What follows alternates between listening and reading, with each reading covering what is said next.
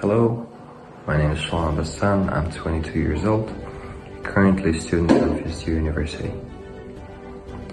And I want to sincerely congratulate you on 180th anniversary of Abai Qunanbaiuly.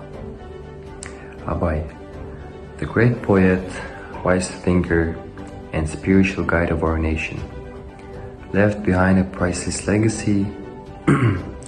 His poems and qara sözleri continue to inspire us toward knowledge, honesty, diligence, and humanity.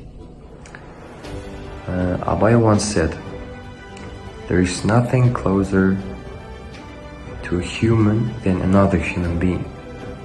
All people are one." This is his 10th qara sözü. This deep thought reminds us of the importance of unity and brotherhood. And may Abay's noble heritage live forever in our hearts and serve as a guiding light for the future generations.